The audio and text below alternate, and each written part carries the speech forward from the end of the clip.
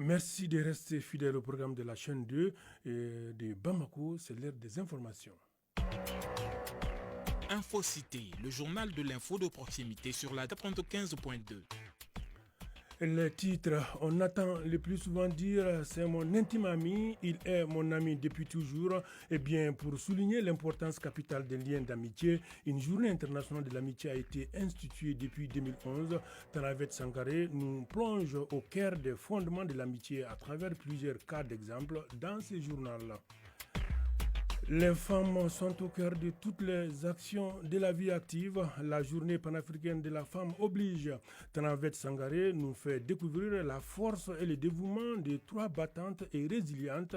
Il s'agit bien de Bintou Bagayogo, Rokia Sissé et Fanta Sangaré, d'histoires différentes, en tout cas à retrouver en fin d'édition. Safia Toukone est au rendez-vous pour animer la page internationale de ce journal. Elle est déjà bien installée. Safia Tou, bonjour. Bonjour Dante. Alors, le tour d'horizon de l'actualité internationale nous amènera où aujourd'hui? Nous irons d'abord en Côte d'Ivoire où le chef de l'État sortant, Alassane Ouattara, a annoncé hier sa candidature pour briguer un 4e mandat. Au Togo, le gouvernement fait le bilan des attaques terroristes depuis janvier 2025 avec des dizaines de personnes tuées. Au Nigeria, l'inondation fait 25 morts. Enfin, Mamoudou Dante, nous bouclons cette page internationale par la journée nationale de prière au Libéria. Le développement, c'est dans une dizaine de minutes. Ok, donc à tout à l'heure. Donc, Safia Toukone, je vous le disais, la première réunion, en tout cas, du comité de coordination du secteur eau, environnement, urbanisme et domaine de l'État s'est tenue ici à Bamako. Au cours de cette rencontre, le comité a fait le bilan des activités réalisées en 2024, d'examiner les résultats du premier semestre 2025 avant de faire des projections pour le reste de l'année. Le comité a pour mission d'assurer des concerts avec les services techniques concernés, la planification et de l'information statistique dans les domaines couverts par les secteurs.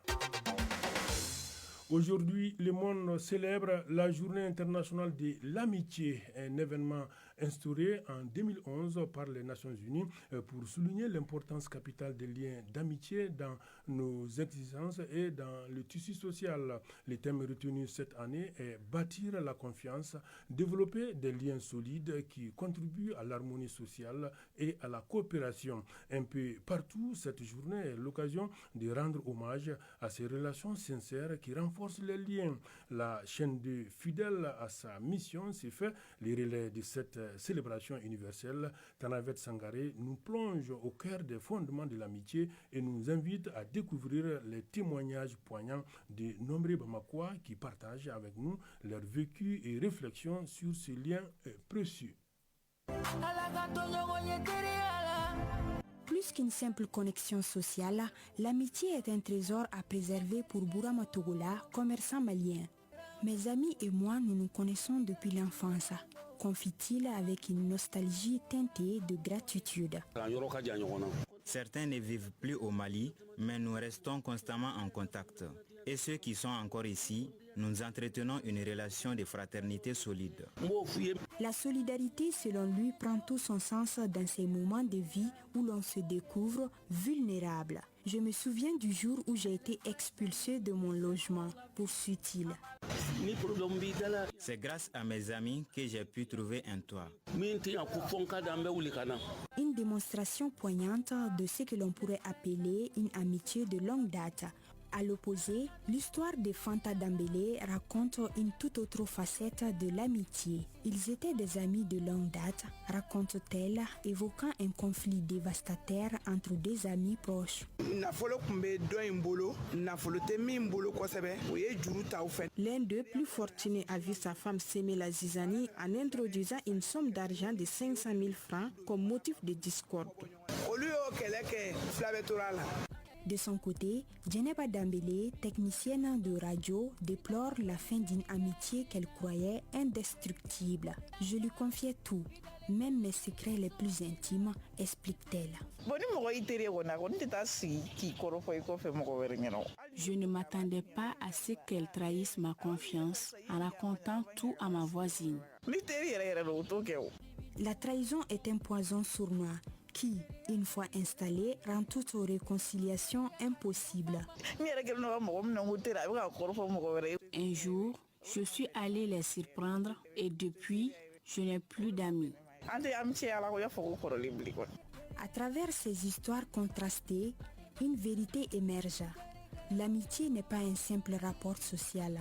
Les gens confondent souvent l'amitié avec la simple connaissance, déclare Abdoulaye Keita, vendeur d'habits traditionnels. Un véritable ami est celui qui reste à vos côtés dans les moments les plus difficiles. Une amitié véritable ne fait pas de distinction de statut social. Il illustre son propos par un exemple accablant. Celui que mon frère considérait comme son ami a fini par sortir avec sa femme. Ils ont même eu un enfant ensemble. Mon frère, pourtant malade, ne voyait rien venir. Un récit édifiant sur la fragilité de l'amitié face aux faiblesses humaines, aux passions et aux trahisons qui souvent la minent de l'intérieur.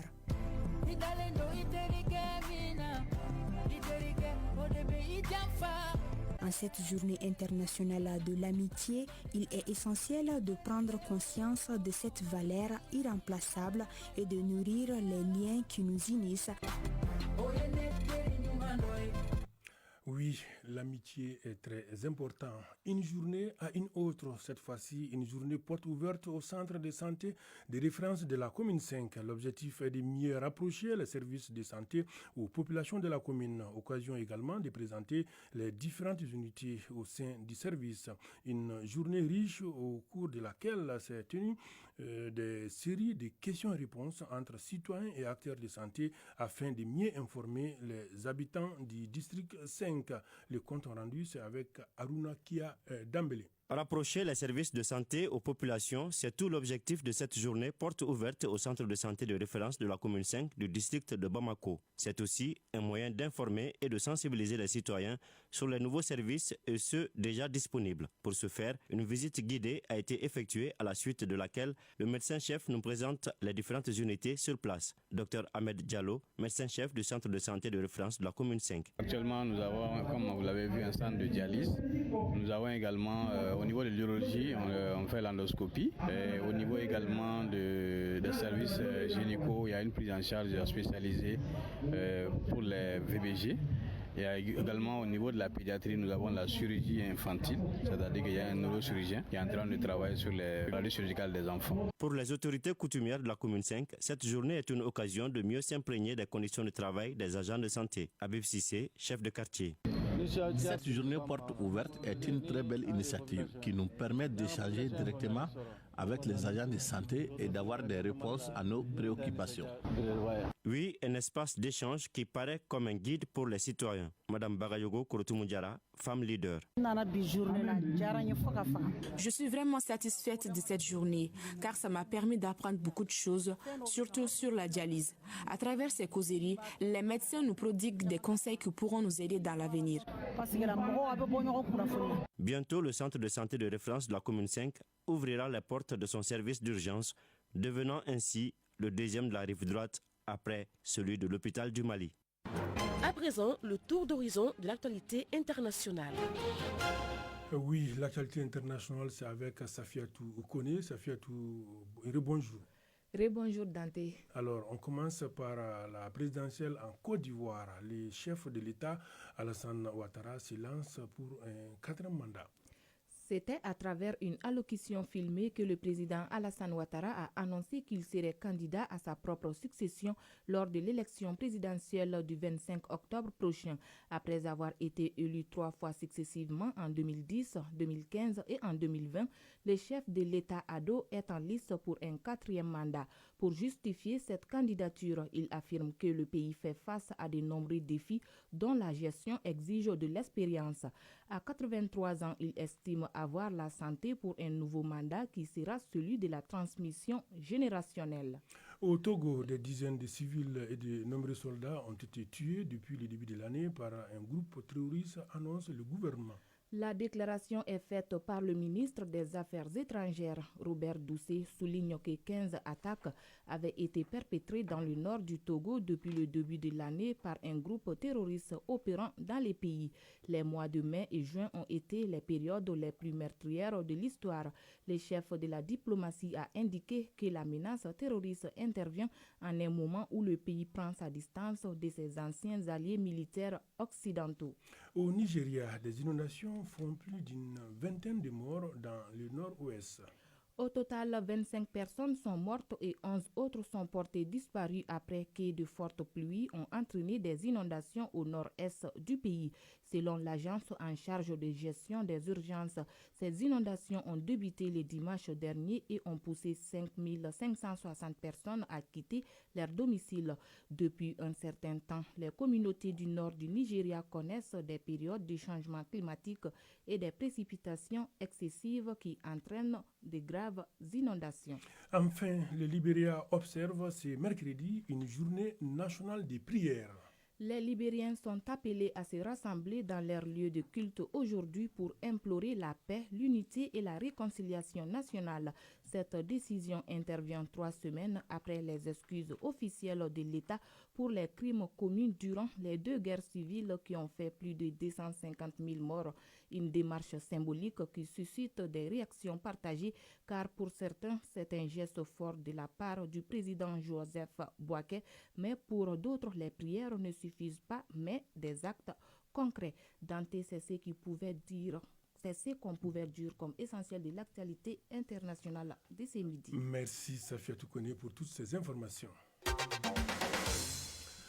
Notre titre de ce journal, dans les sillages des célébrations de la journée panafricaine de la femme, la rédaction de la chaîne 2 s'est fait témoin de la force silencieuse, en tout cas et inébranlable, de celles qui sont au cœur de l'Afrique, tissent aussi des lendemains meilleurs. Aujourd'hui, nous partons à la rencontre de 3 figures emblématiques du courage et de résilience, Bintou Bakayoko, Rukia Sissé et Fanta Sangaré. Ces vives ont surmonté des épreuves colossales pour offrir à leurs enfants et à leur communauté des lendemains meilleurs. C'est ce qui confirme en tout cas Tanaviet Sangaré.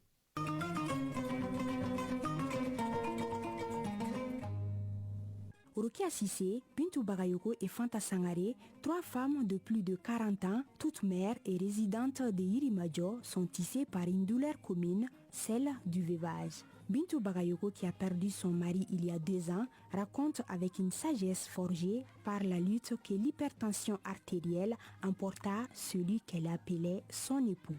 Depuis ce jour, Bintou et ses enfants ont dû redoubler d'efforts pour affronter la vie en construisant peu à peu une nouvelle existence.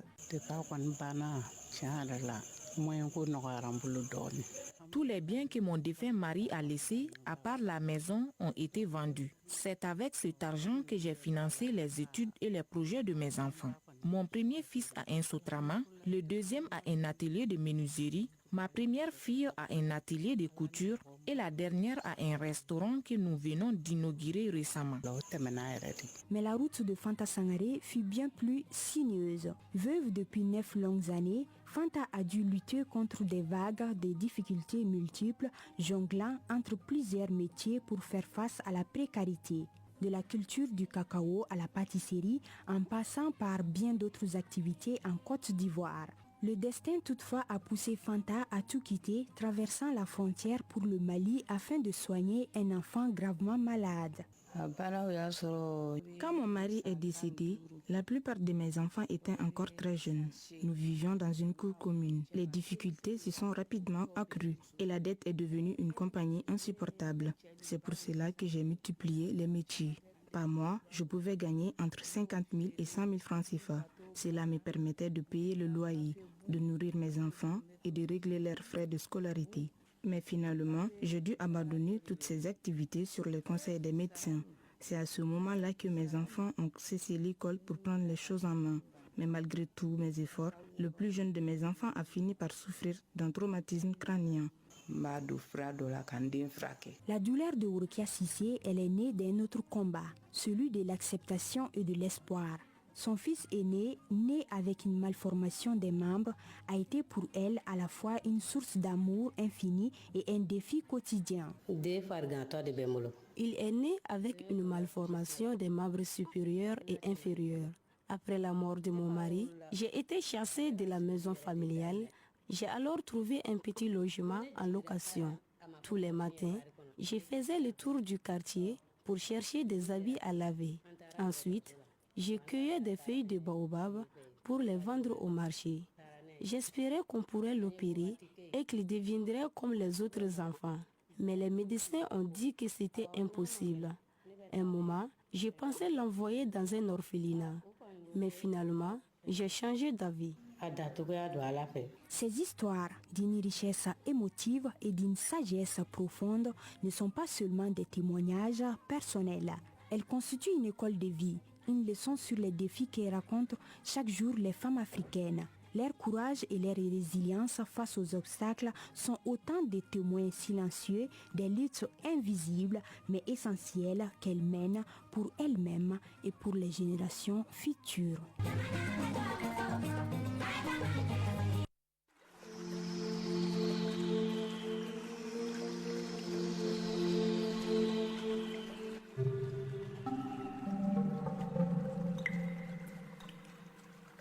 Et oui, les nouvelles du temps avant de clôturer cette édition. Présentement, les thermomètres affichent sur Bamako environ 32 degrés.